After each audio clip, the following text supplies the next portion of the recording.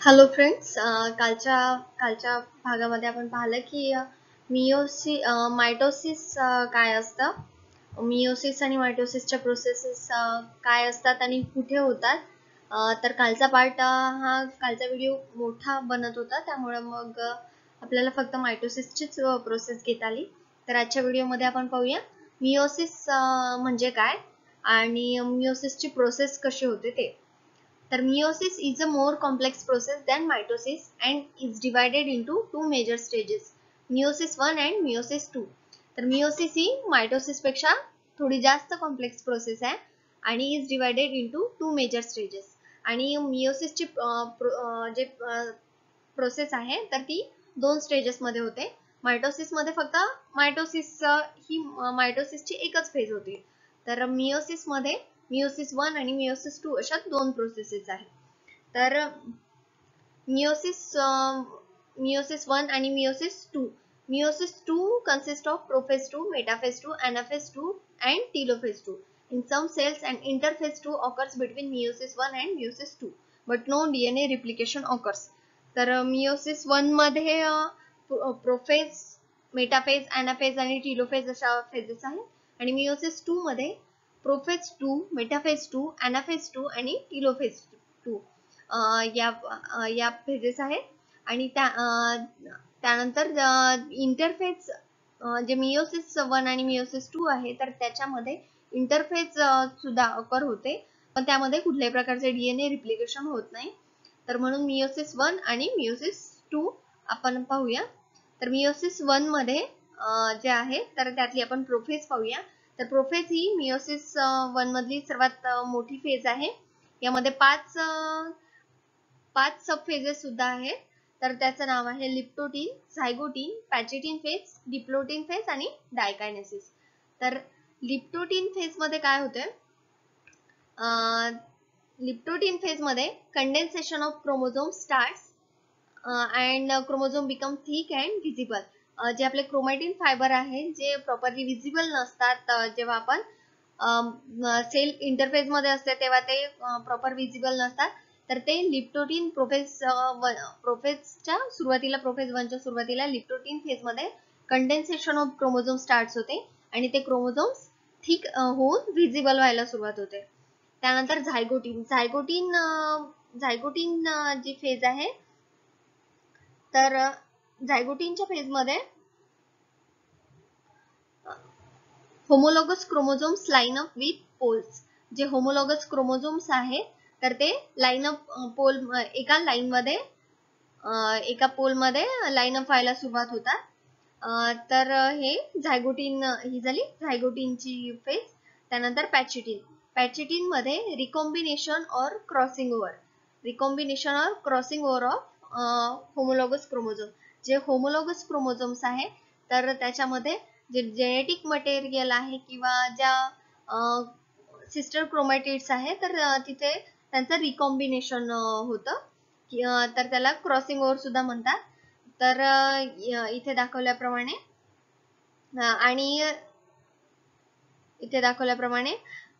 आणि जी त्यानंतरची जी फेज आहे ती डिप्लोटीन फेज. इथे रिपल्शन ऑफ होमोलॉगस क्रोमोझोम्स होते. जे होमोलॉगस क्रोमोझोम्स इथे पॅचेटिन फेज मध्ये जे क्रॉसिंग ओव्हर जवळ आलेले होतात, तर इथे डिप्लोटीन फेज मध्ये ते होमोलॉगस क्रोमोझोम च रिपल्शन म्हणजे ते दूर व्हायला सुरुवात होतात. आणि डिप्लोटीन फेज मध्ये जे आपल्या क्रॉसिंग ओव्हर झालेले जे होमोलॉगस क्रोमोझोमच्या ज्या सिस्टर क्रोमॅटिड्स मध्ये जे क्रॉसिंग ओव्हर झालेले असतात तर त्या पॉइंट ऑफ इंटरॅक्शनला चॅझ्मा म्हणतात. तर इथे आपण ते नोटीस करूया. आणि त्यानंतरची फेज आहे डायकायनेसिस. तर डायकायनेसिसच्या फेज मध्ये सेपरेशन ऑफ होमोलॉगस क्रोमोझोम आणि न्यूक्लिअर मेम्ब्रेन डिसअपियर. तर डायकायनेसिसच्या फेज मध्ये सेपरेशन ऑफ होमोलॉगस क्रोमोझोम्स जे आहेत ज्याचा डिप्लोटीन फेज मध्ये रिपल्शन झालेलं असतं आणि पॅचेटिन फेज मध्ये क्रॉसिंग ओव्हर होऊन डिप्लोटीन फेज मध्ये रिपल्शन झालेलं असतं, म्हणजे ते रिपल्शन होऊन ते दूर जाणार असतात, तर तिथे सेपरेशन होतं डायकायनेसिसच्या फेज मध्ये. तर अशा प्रकारे आणि डायकायनेसिसच्या फेजमध्ये न्यूक्लिअर मेम्ब्रेन सुद्धा डिसअपिअर व्हायला सुरुवात होते. तर हे झाले मियोसिस 1 चे प्रोफेज. यामध्ये 5 फेजेस आहेत, ज्या आहेत लिप्टोटीन, झायगोटीन, पॅचिटीन, डिप्लोटीन आणि डायकायनेसिस. आणि जे आपण पाहिलं क्रॉसिंग ओव्हर जे आहे तर ते occur in which stage, in pachytene, म्हणजे पॅचिटीनची जी फेज आहे तर त्यामध्ये क्रॉसिंग ओव्हर ऑकर होतो.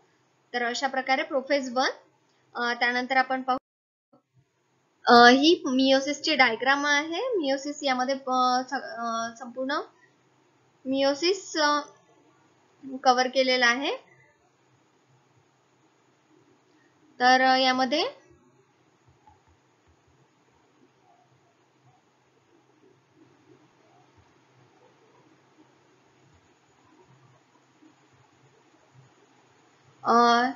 ही इंटरफेस ज्यामध्ये सेल रेडी होते डिव्हिजन साठी. त्यानंतर ही प्रोफेज 1 ज्यामध्ये आपल्याला जे क्रोमोझोम्स आहेत ते कंडेन्सेशन ऑफ क्रोमोझोम होऊन क्रोमोझोम व्हिजिबल व्हायला सुरुवात होते. त्यानंतर ही सिनॅप्सिस आणि क्रॉसिंग ओव्हर या आपण प्रोफेज 1 मध्येच जे आपण फेजेस पाहिला तर त्यामध्ये हे येतं. त्यानंतर मेटाफेज 1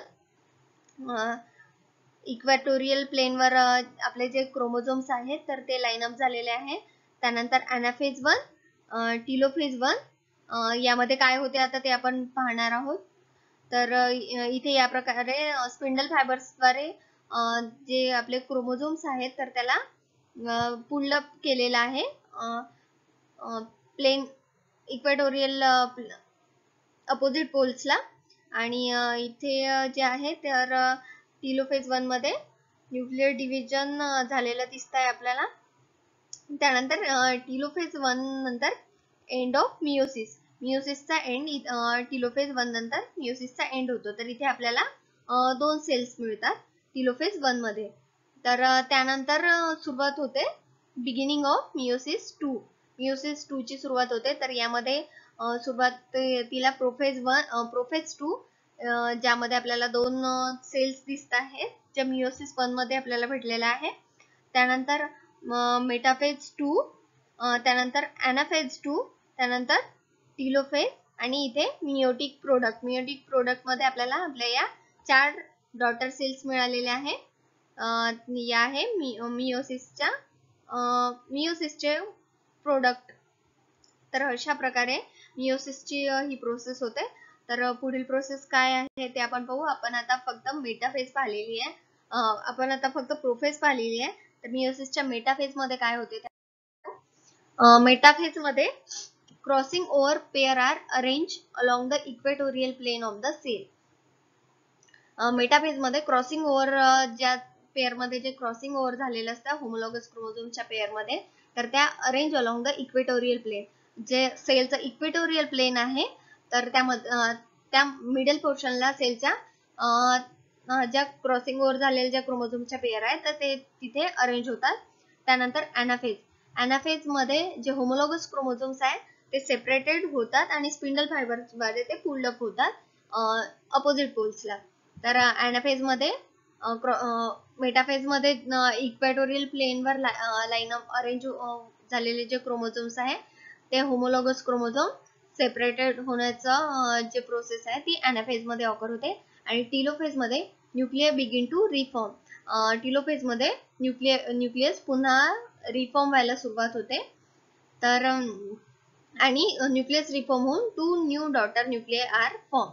2 डॉटर न्यूक्लिय आपल्याला भेटतात.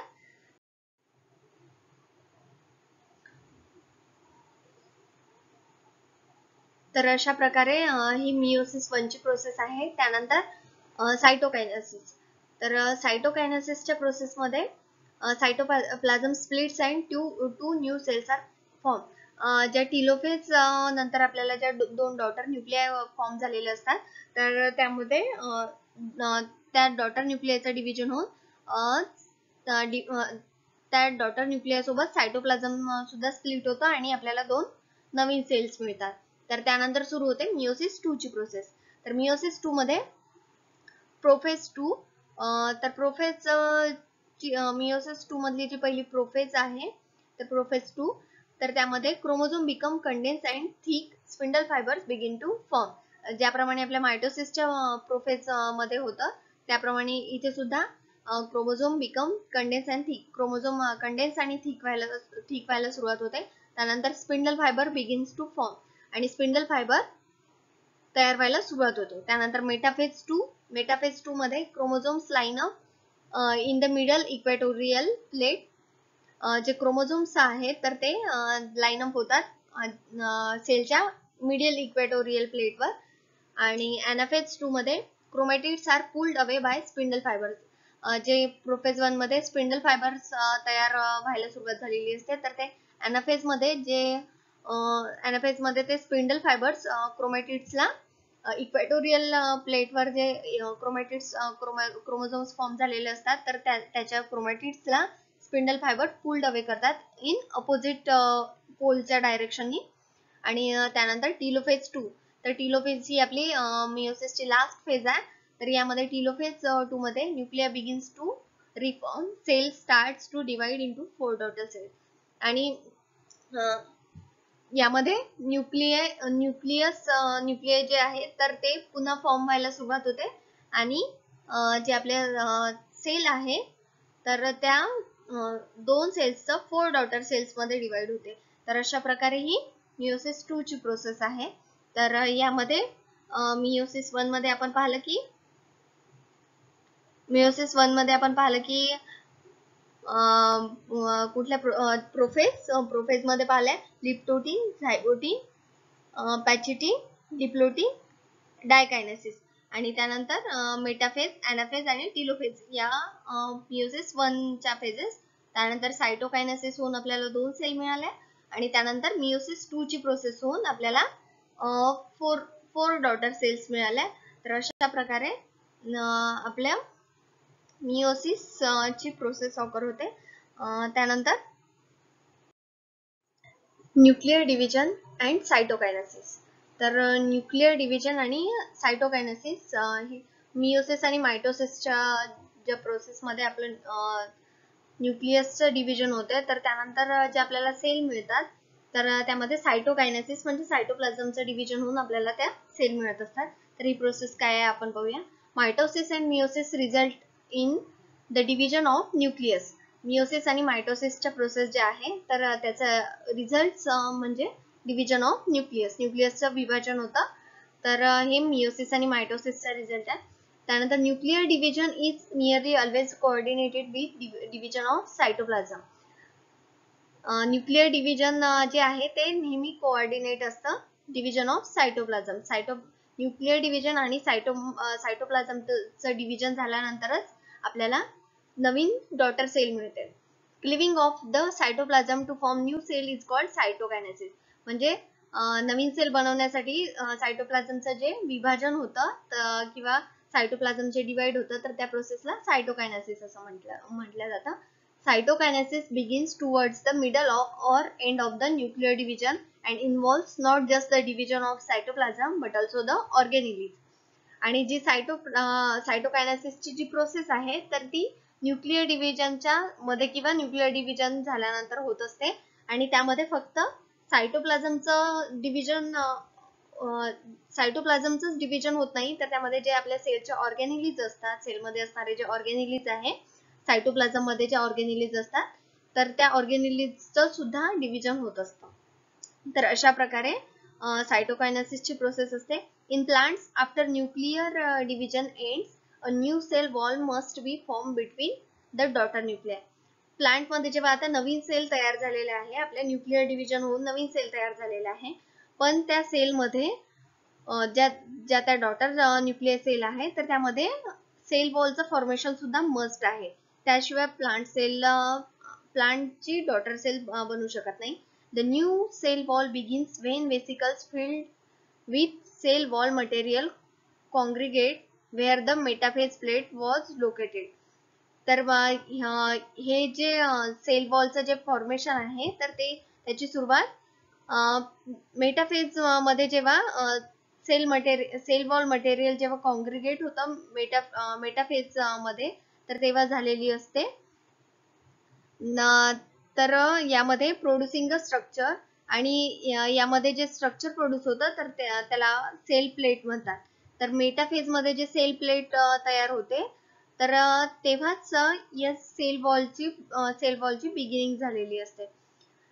त्यानंतर when the cell plate is fully formed cytokinesis is complete. आणि जेव्हा ह्या सेल प्लेट ही पूर्णपणे फॉर्म होते त्यानंतरच सायटोकायनेसिस ची प्रोसेस कंप्लीट होते. म्हणजे डिव्हिजन ऑफ सायटोप्लाझम हे फक्त डिव्हिजन ऑफ न्यूक्लियस वरच नाही तर सेलच्या सर्व ऑर्गॅनिली चं डिव्हिजन असतं, ज्यामध्ये प्लांट सेल मध्ये सेल वॉलचं फॉर्मेशन सुद्धा मस्ट आहे.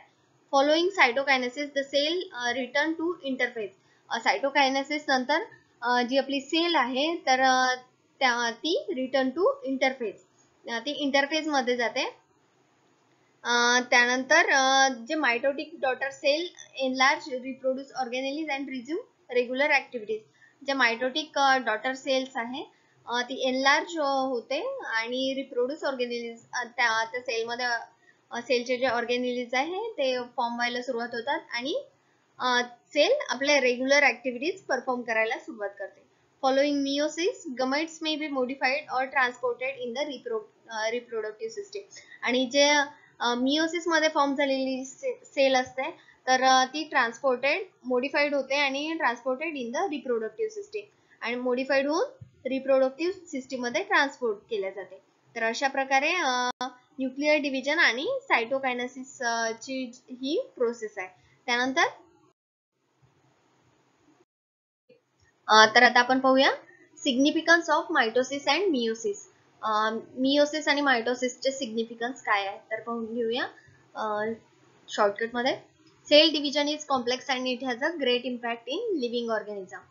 सेल डिव्हिजन कॉम्प्लेक्स प्रोसेस आहे आणि तिचा लिव्हिंग सजीव ऑर्गॅनिझम्सवर सजीवांवर ग्रेट इम्पॅक्ट आहे, मोठा प्रभाव पडतो. Mitosis and meiosis both involve cell dividing to make new cells, which makes them vital processes for the existence of living things that reproduce sexually. तर mitosis आणि मियोसिस हे नवीन सेल तयार करण्यास मदत करते, जे सजीवांमधील जे विटल प्रोसेसेस आहे, ज्या रेग्युलर प्रोसेस आहे तर त्या कॅरी करण्यासाठी हे सर्वात महत्त्वाचे सेल डिव्हिजन आहे.